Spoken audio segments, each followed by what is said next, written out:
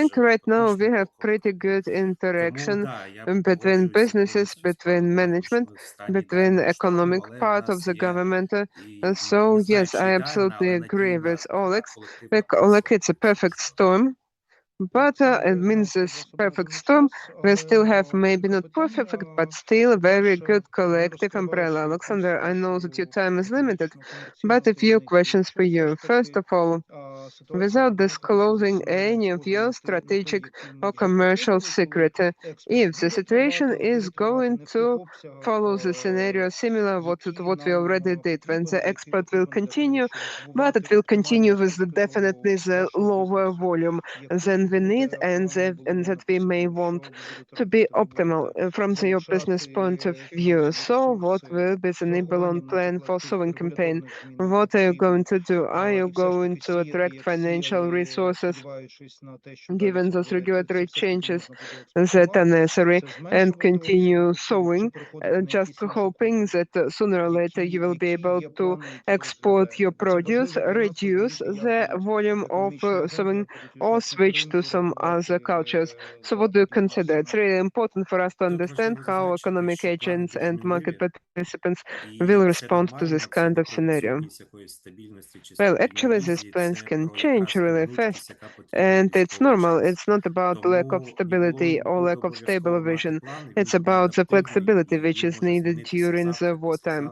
So NIBULON will definitely come up with some plan, adaptive plan, and this plan may change every day. And it may be totally different plan by the end of the month.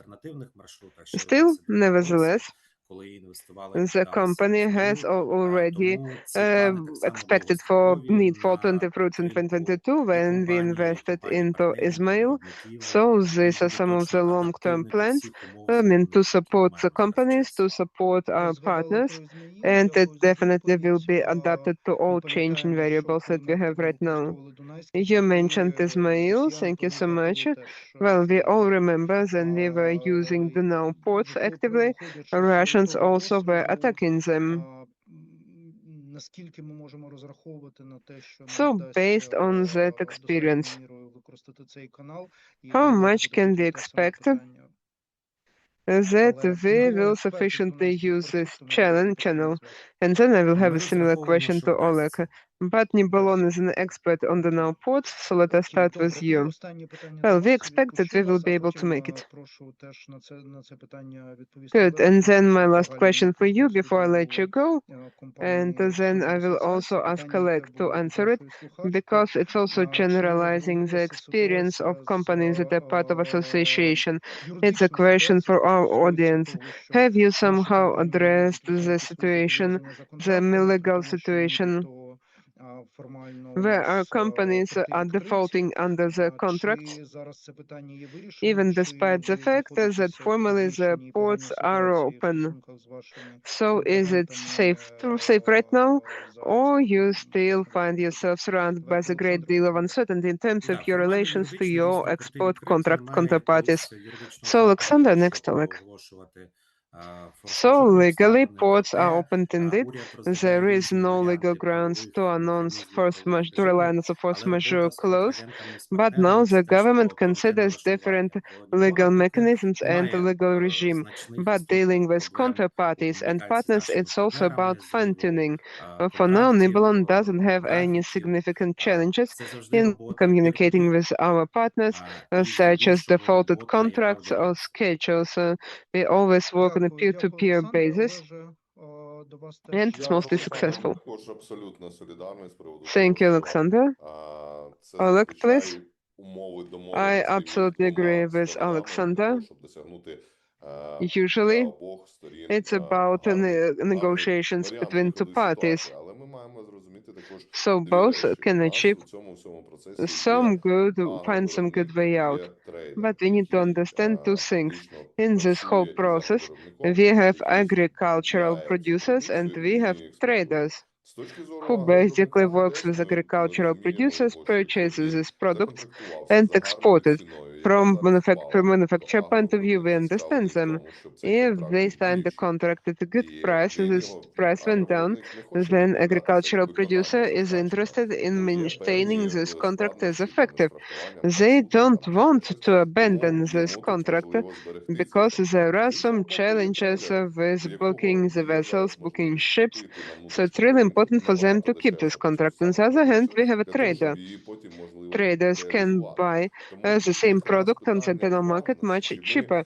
ми in order to sell it стоїмо at more на expensive rate. історії того, що ми маємо So забезпечити it's там about стійкість balance. для агровиробника, Whether чи we're ми going маємо to забезпечити там історію по ensure форс-мажорним обставинам, sustainability по for яким трейдер agricultural не може producers, виконати ці всі or do зобов'язання. we Тому тут дуже want to тонко, introduce і this я force би був би majeure тут clause дуже for обережним з traders? приводу того, як запроваджувати цей So it's форс-мажор, чи не something very запроваджувати, thin, чи є and I інструмент, чи не є would be really інструментом. careful with Ну і it зрештою, in terms of how to якщо implement зважимо this тут force majeure кількість, яку clause and представляємо other any interests інтереси for it or not. агровиробників і, Eventually, as власне an кажучи, association, we цього mostly питання тут represent навіть the деякі agricultural компанії розглядають manufacturers, інвестиції в сторону producers, закупівлі там чи фрахтування and some companies кораблів, even суден для того, consider щоб забезпечити investment виконання своїх in експортних. procurement Тому форс-мажор тут в даному випадку для of них не є expensive таким ships нагальним, in як order to може бути ensure для this трейдерів. compliance. So force Я majeure зрозумів, Олеже, ви is not something urgent for them like like it is for traders. Okay, it's clear. One question to you, because we move to Valerii and to Ukrainian railways. Дуже багато зараз, We але also вже invite були Mr. Taras або заяви, Vysotsky, unfortunately зокрема, during щодо the very last вчора minute, на who couldn't брифінгу join us. Also, яка мене he's supposed to have a lot of зацікавила, questions, залишити, що but he had Олександр made a сказав, що statement either виключив. today or yesterday, Він which seems to be цифри pretty стосовно interesting, and probably it would be good for you to explain it. So, if we take a look at the numbers by the Ministry of Agricultural Policy, it looks like that export restrictions most affected the grains, while for all cultures it's a little bit better. So why do we have it? Is it some kind of a short-term phenomenon? Or it's probably will be maintained, or in long-term perspective, it's easier for us to export oil cultures, and we can expect that the Зараз next ще year потрібно розуміти, що у нас поки the що most ті, sowing will account for this particular group. жнива ж не закінчились. Тобто соняшник фактично Well, we зараз need to все understand знаходиться в полях. Тому that the harvest розумію, is що not Тарас yet over, Висоцький орієнтувався на such as фактичні sunflower цифри, seed. які на сьогоднішній день є. Звичайно, що на So I плюс, understand як that Mr. Vysotsky таку was продукцію, guided яка by тим паче actual цього року numbers. показала непогані And of course, результати, for wheat, особливо в частині якісних показників, тому що було well, не wheat так is a багато вологи product там which за has showed сою pretty і good performance this year, especially in багато terms of полігів quality, пшениці є because there was якісними very limited показниками. moisture only in І spring, ефект цей, він and a якраз lot of wheat відображається has на very good high quality зернових. По characteristics. олійним And this effect питання в тому, що є у нас, actually як ви знаєте, що impacts Україна є the великим grain. As for oil виробником, cultures, експортером олії на as світовий you know, ринок. І Ukraine звичайно, is що a у нас big є великі producer and exporter of oil to the global виробничі market. потужності по переробці, And so it, і ми це that переробляємо. clearly Але means that зрештою we have також бачимо, big що на внутрішньому processing ринку ціна capacities. переробника, We do вона process it, об'єктивно вона but we also see спадає that також. on Тобто воно internal market the але processor зрештою ми price будемо бачити is ситуацію objectively, по соняшнику вже по збиранню. Лише єдине, well, що it додам, does що respond. But сьогоднішній eventually рік we will це see the специфічна situation культура, for так як, власне sunflower кажучи, after we хлібат, collect який it. Just не one point може from me to довготривало add. фактично Seed зберігатися flower is в very особливих specific умовах culture, зберігання. Тому similar to з rapes, початком that can be stored for long and зимівлі require соняшнику special ми storage знаємо, що conditions. зазвичай це найнижчі ціни So when the sunflower для harvest закупівлі, які season користуються started, виробники для того, щоб закупляти well, найдешевші these ціни. are Потім, usually хто зможе the їх highest дотримати prices до used by зими, коли producers заводи in стануть order to buy на the raw materials at зв'язку cheaper і на price. технічні Then those who обслуговування, can якраз maintain тоді може with it, бути якраз сама гарна ціна на сонячний when день. the plants undergo clearing and maintenance, it may be well the best price for sunflower throughout the year. Thank you so much. Thank you, Oleh. Valerii Tkachov, Deputy Director of Commercial Department at Ukrainian Railway. Valerii, thank you so much for joining us. гравцем в вирішенні I know that you always join us when we discuss something related to Ukrainian railways. Ukrainian railways is an important stakeholder in addressing these new issues. So thank you so much for explaining us what the company is doing. We see that Ukrainian railways is pretty proactive. Intergovernmental agreements were changed pretty quickly. Apparently, the Ukrainian railways contributed greatly into negotiating the special rate for Moldova logistics, which creates additional opportunities for exports. Okay, we have another area alarmed. So currently, what's the plan of Ukrainian railways to restore those alternative channels that were engaged back in 2022-2023? And are Ukrainian railways willing, given this ongoing railway strikes, to do it? Valerii, are you here? Because I see you frozen on the screen. Щось зі зв'язком на стороні залізниці, бо було весь час добре. I think we have something with our network. We don't have connection with Ukrainian railway because it used to be wonderful. Давайте Then something went wrong. Якщо не... Just let's wait a second. Ага, зараз, ну я сподіваюся, що Валерій зайде зараз Okay. з іншого пристрою або щось. Well, hopefully Valerii will rejoin us using other device or something like that. Because we have another speaker left, Valerii Kravets from German Marshall Fund. Okay, I see Valerii is back. Yes, we can see you. Yes, I'm sorry.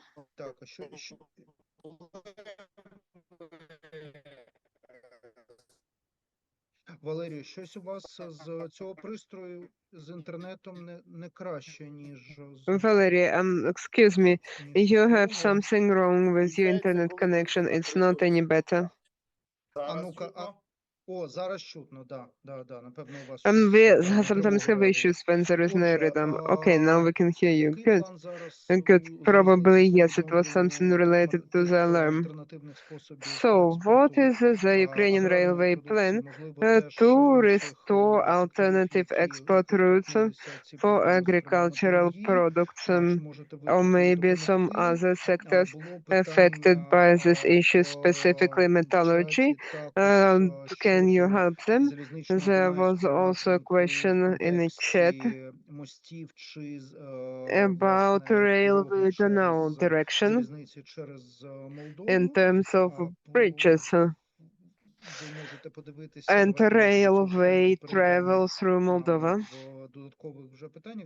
So maybe we can discuss this question at the additional question session, but let's just start with a general overview of the situation so we don't get distracted. So Valerii, please. Okay, so maybe I can start with outlining some of the key items that are now exported from Ukraine. 80% of all export GDP export from Ukraine accounts for three items: iron ore, which is exported annually around 33 million tons per year, and almost 25% of it is exported by railway transport. The second item is grain. The annual scope now during the wartime is 45 to 50 million tons per year, and around 30-35 million tons per year is exported by railway. So if we talk about metals, the cast iron and steel, we have 15 million produced, and according to my estimates, we have around 8 million tons exported. Here, the railway transport is used for around 5.5 million tons. So the share of railway in ore is a pretty big one. It's around 60% for agricultural crops And for black metals, it's around 40%. So now, what capacities Ukrainian railway used to have for exporting these products? The first and most important one, it's of course Greater Odessa ports. For example, for grain, almost 90% of grain was exported towards Greater Odessa ports. Only around 9% moved towards the western border, and only around 1% for the now. So this was three key directions. The same is true for metals. The situation there was slightly bit different. I think 59% of total headed to the ports, Greater Odessa ports, 35% headed to the western border, and around 6% were exported through the now ports. And for oil, we had something similar. 49% were exported through Greater Odessa ports, and 4% through the now. So now, after we have lost Greater Odessa ports, we have the following situation. So for ore, we can partially increase just the shipments towards the now, and or moderately increase the shipments to western.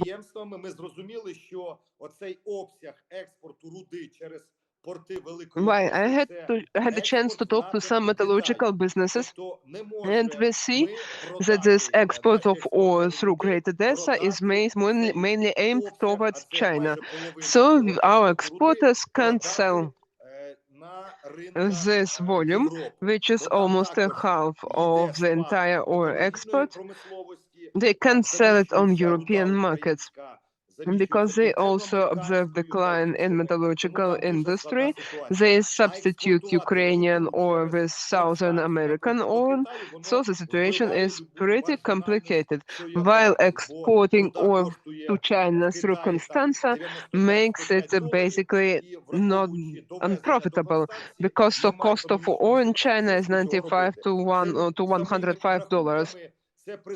So there is no economic sense to do it.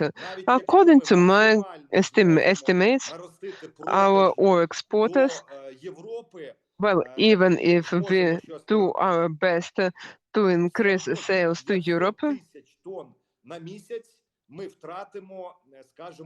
they will still lose from 500,000 tons to even more. It will be our export potential losses.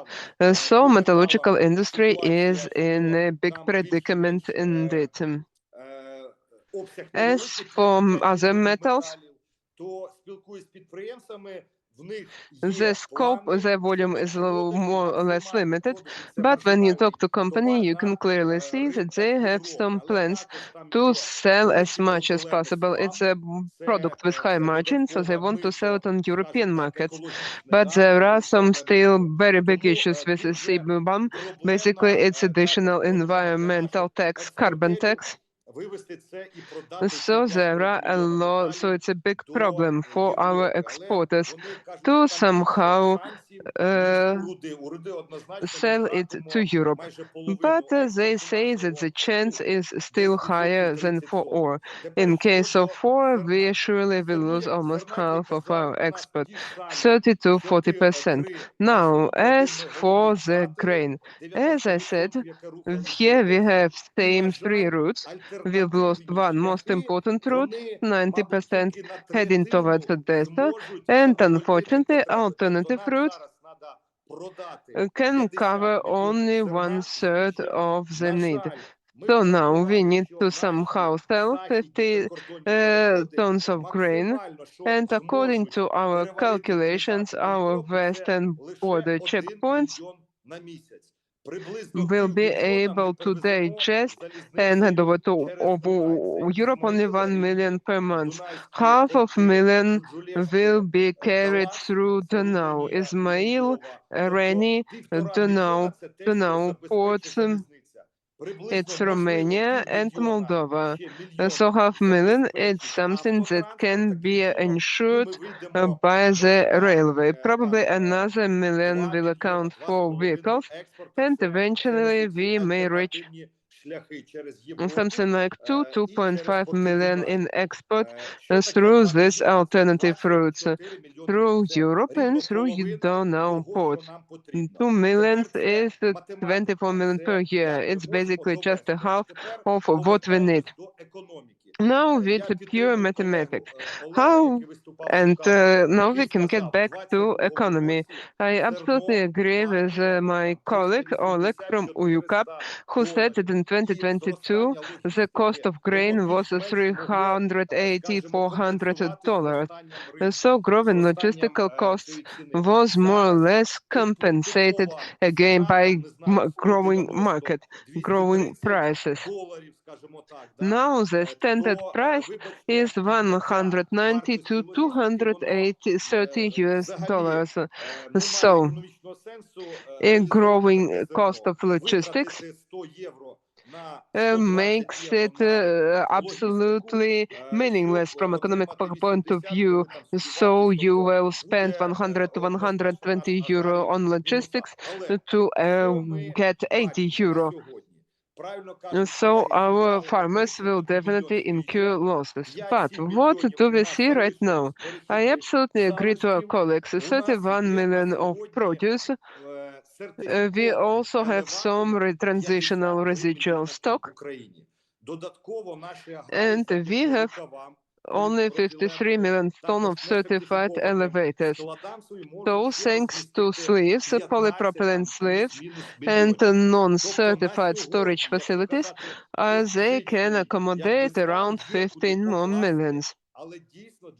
So if we talk about, well, physical condition, we have some space to store it, but small agrarians don't have turnover capital. So it's really important to get this governmental support by the Ministry of Agriculture to these small companies. Big agricultural holdings also have to show cash flow to the banks because they have loans. They need to show turnover of funds on their accounts in order to repay their loans. So there are some agricultural producers who may wait, while there are both large and small companies who desperately need to export now. Unfortunately, these alternative routes can let us to export only 2.5 million in the best case. And now let's think whether Europe is willing to accept these 50 million. First of all Polish ports can process only 8 to 9 million tons. And everything is filled with European grain. Constanța may process 40 million, but everything is full of European grain. Even now, we're talking to our colleagues, and in Constanța, they say us openly, we don't need you till November. So please look for alternatives. Go to Varna, go to Mediterranean marine ports, etc. So unfortunately, the situation and the attitude of Europeans to our grain is very different. As you remember, in 2022, they were proactively supporting us. Then it was April 2022, I remember clearly, when 5 different countries, Poland, Romania and Slovakia, introduced special regime for Ukrainian export. They prohibited the direct export of Ukrainian produce to protect the agrarians and introduce the transit regime. At the same point, they introduced a special control for GPS trackers and many other things. So basically, the situation has changed dramatically, both in terms of prices, very low prices. There is no stock. There is no margin for our agrarians, and the approach is also different right now.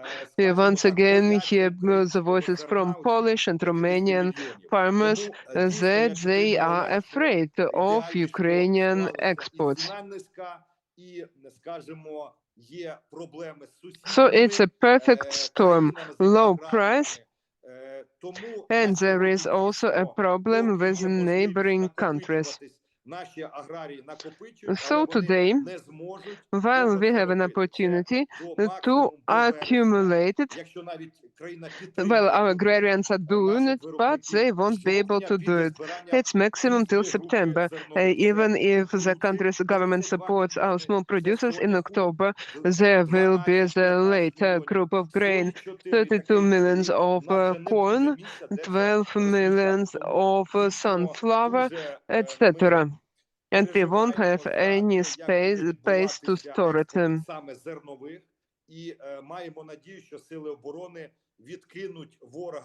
So we are very concerned about grain export, and we hope that enemy will be driven away for Odessa port, and we will reach some kind of agreement, which is essential for farmers.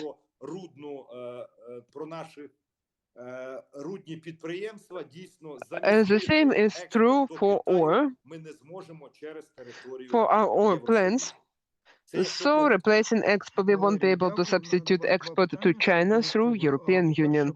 It was a brief overview. Valerii, thank you so much. I have two additional questions for you. First one is about Romania. We are about to talk to it with Mr. Kravets.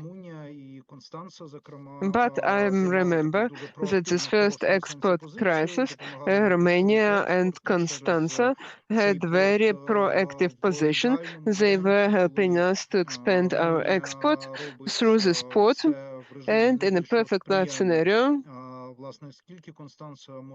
so Romania, when Romania is doing everything with the most favorable regime, how much Constanța can cover of how a month, I mean, our crops? Well, I can respond to it. I can give you some maximum values for countries for in the 2022-2023.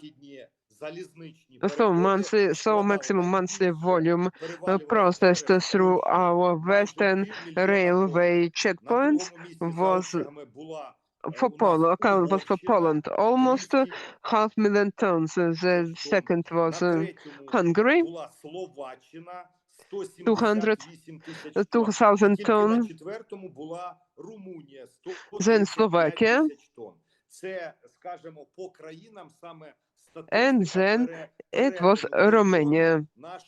So it's a breakdown by country, the statistics of crossing the border by our grain. Still, let me remind you, Oleg mentioned it, there are some export quotas to European Union. In European Union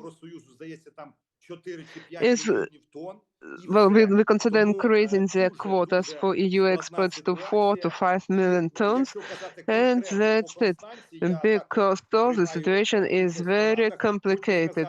And if we talk about specifically for Constanța, I also participate in some meetings, and let me highlight that at the Constanța terminals, Ukrainian grain is not welcomed. We ask we are inquiring with Romanian carriers about their capacity to do deliveries. So, like we can send 6 trains per day. Now it's 1.5 trains per day. We ask them to do it, and they say no, we won't accept it until we receive a confirmation from Constanța port of their willingness to accept it. Second problem is they don't have a rolling stop for 14 35 millimeters. They use them for European Union. We don't have the routes, so lanes, so the situation is very complicated. We need to start with what we have Then we need to find rolling stock, negotiate with the carriers, and then launch this traffic.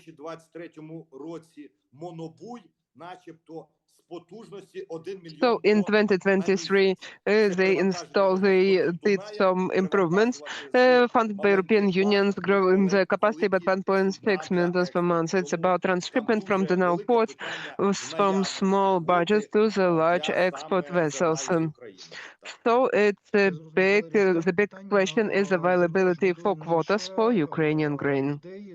I see, Valerii, and the last question for you. The grain is needed not just for consumers, but also for Ukrainian railways. As long as I know, in your financial plan for this year, you expected pretty high export values, and it will generate revenues for railway, which is also struggling quite a lot. Probably it's your most difficult years in the start of the full-scale invasion. So have you estimated potential financial implications for Ukrainian railway, or you don't have it yet? Well, in general, before the ports were blocked, we reached the medium daily workload of 420 tons per day, which of course included ore, grain, construction materials, metals, and other commodities. Currently, our load has increased to 320,000 tons.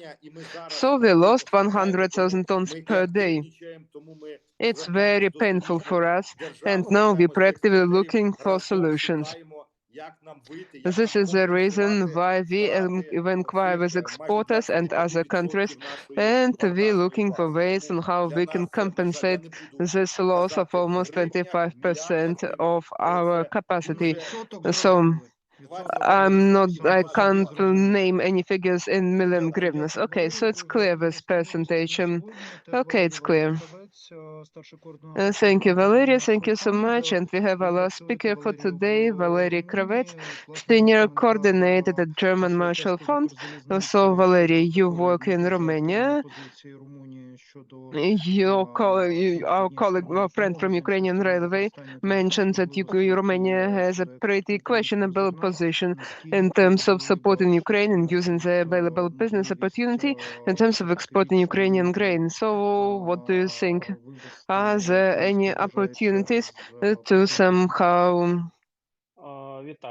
increase the export of Ukrainian crops through Romanian ports? Hello, thank you so much for inviting me.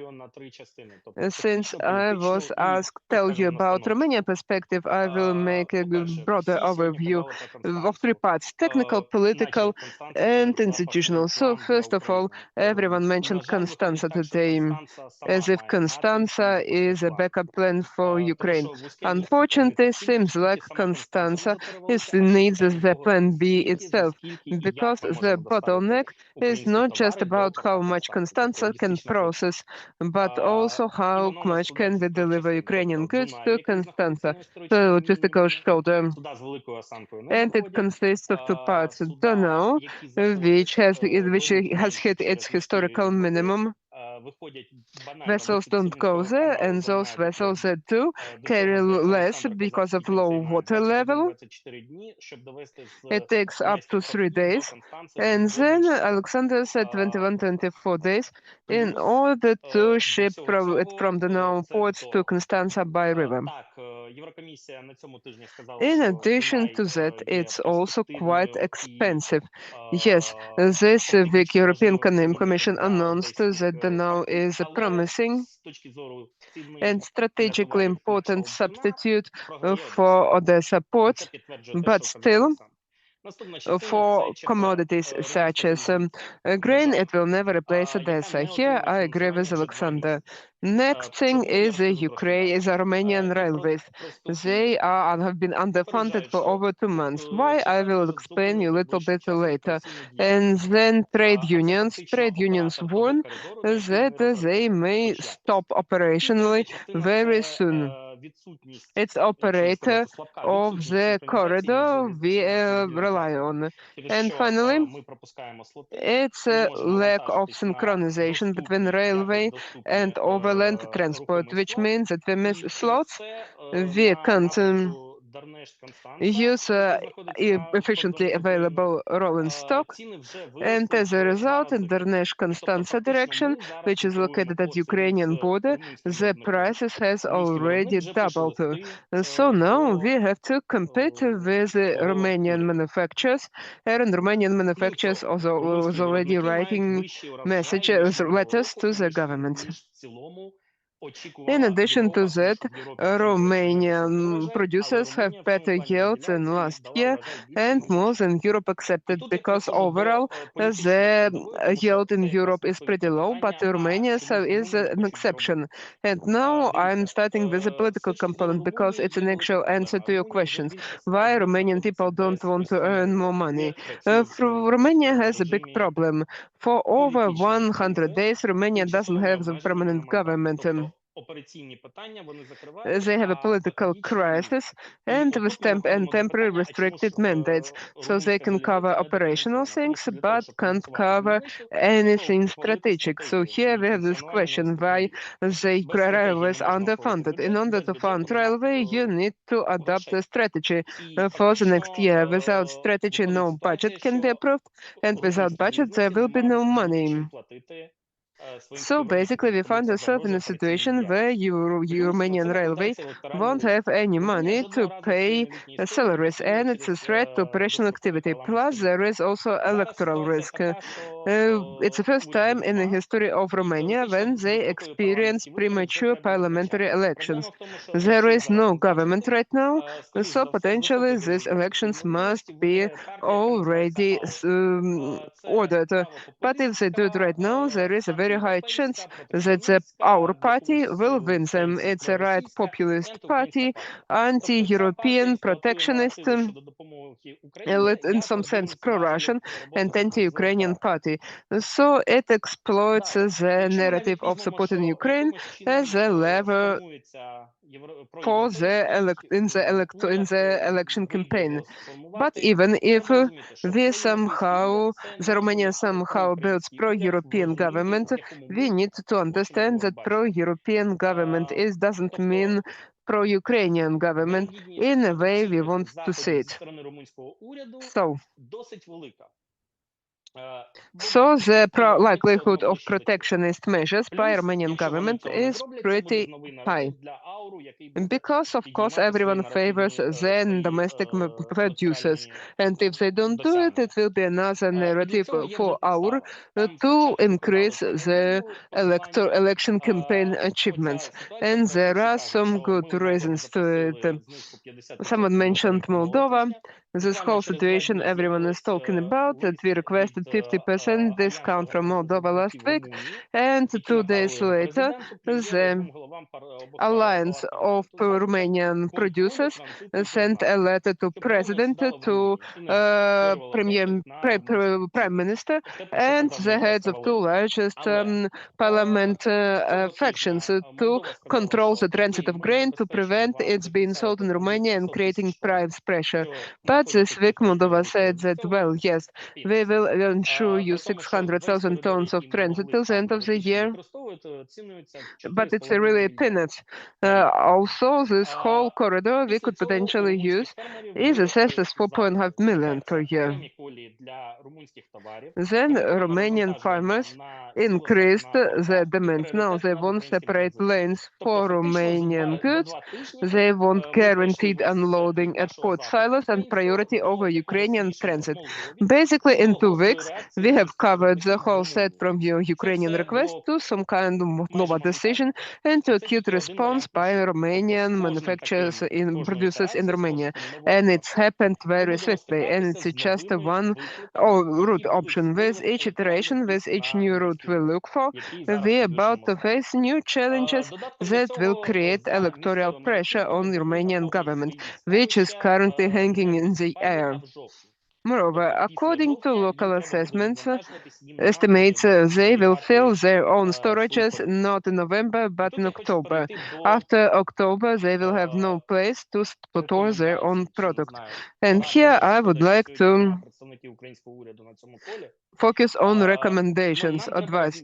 Really sorry that we don't have a representative of Ukrainian government here today, but we really, as Ukraine, we need to differentiate where Ukraine has some impact on the situation and where we just have to accept it and work with it. And secondly is that Romania, well, we need to we can consider only those things that don't require expenditures because the temporary government doesn't have a capacity to make budget expenditures. Moreover, this new government will be focused only on budget crisis and the plan for the recovery, and it's a fund which funds almost entire infrastructure in Romania. It's fought for European funds, and Romania has some issues with fulfilling its obligations due to this temporary government. So it will be clearly their priority. They definitely won't prioritize Ukrainian export, at least for the next 3 months. Next. What can be done without additional requesting anything additional from Romania?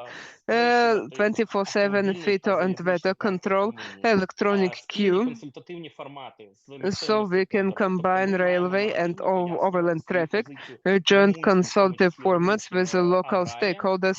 So we need to explain our position to Romanian farmers that we're not a threat for them because they are afraid of our grain. And it's true indeed. A very basic example I can give you. Something I heard from my colleagues who are responsible for economic cooperation between Romania and Moldova. There is this border crossing and over 4 years for full-scale invasion into Ukraine, the head of Ukrainian border checkpoint has never met the head of Romanian side.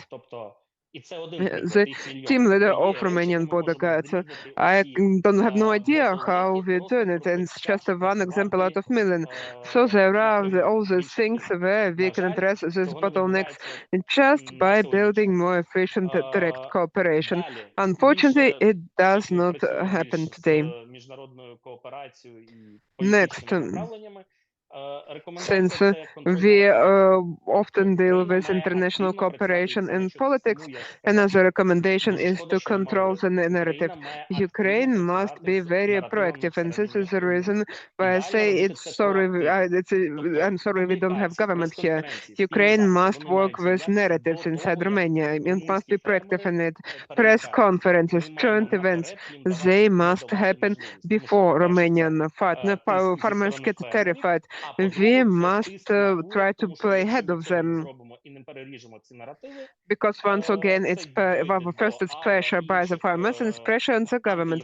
Because unless we do it and we cut down these narratives, it will reach our and other anti-European partners that will use it for their election campaign. And number 4, we need to understand that Romania is not our logistical contractor. Solidarity works only when we have a joint interest. Ukrainians simply can't afford buying the whole Romanian transit. It will have political implications for Romania. Ukraine must offer something in exchange, so Romanian government can somehow explain it to the parliament, to the voters, and prove that it's a success. A good example, interconnectors. In 2022, Ukraine synchronized with the European energy system, and it was done through Romania. It works excellent in 2023 when Ukraine received a transit of energy from Romania. Back then, it worked quite the opposite. Due to the low level of water in Donau, Romania had to stop the 2 nuclear reactors, and they experienced a huge energy deficit.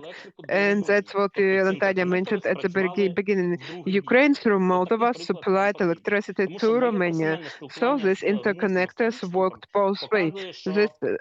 We need more examples like this, because based on my personal communications with Romanian establishment, I can conclude that when Romania does any kind of contribution to purple, such as military aid, etc., and then Romania is always asks, what with our Romanian minorities in Bukovina? What else? And Ukraine usually says something like, we are okay, we do everything in line with European legislation. No, it doesn't work like this. Romanian diplomacy should have receive something back in order to somehow mitigate this pressure of the Ukrainian producers. And if we talk about diplomacy, there are three cheap ways. How can we do it? First is working with the national minorities and language questions, because Romanians are really concerned about, but for us it's literally free of charge. Ukraine can easily control it, make declarations without causing extra pressure on the budget. Second is Neptune Deep.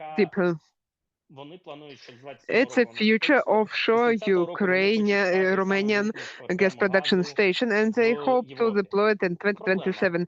And in 2030, they want to become the biggest exporter of gas in Europe. There is a problem. It's an offshore, and it's outside of Romanian territory, so it's not covered by Article 4 NATO. It's not protected. Romanians need to protect it themselves. Against whom? Against Russia and against their hybrid attacks, drones, overland, air, marine. Ukraine has technologies. Ukraine has storages, and Ukraine can negotiate and win some points. And finally, it's a security along the entire coast. But we don't have our access. So these are three things that we can offer to get more support, because it's not just about the business component, but about the ideological component. Romanian side needs to receive something back for the voters, for the political consumers. Valerii, thank you so much for this Romanian case. Also, today we don't have representatives of the government. We have Oleh Khomenko, who is in his association practically works with the Ministry of Agrarian Policy and participates in all discussion. And we also, of course, we will also share on our social media through our channels all these recommendations you just shared. I think it's something really important, because Romania has a really important role to play, very positive role since the start of the war. If we take a look at the relations with other neighbors, so we need to really maintain these diplomatic relations, and we need to invest into maintaining this role and making sure that this border remains friendly. I'm sorry, just another tiny remark. If we talk about sharing information and recommendations, I have another practical recommendation. Every year, it will happen in November, we facilitate a big event which called Bucharest Forum. This venue brings together experts, civil servants and businesses to discuss the future of the Black Sea region. Unfortunately, it's very underappreciated by Ukrainian side. So we can organize meetings with Romanian and with Moldovan representatives, including representatives of the government. It can be a closed meeting, open meeting, but it's a chance to listen to them, convey our message, and try to find some overlapping points that will help us. Yes, it will happen in November, but nevertheless, we have to use every opportunity, not just when our ports are closed. Thank you so much, Valerii. I absolutely agree to you. Dear collectors, thank you so much for participating in this discussion. Thank you so much for being with us today. Please take care. Wish you a safe night, safe evening, and see you in a month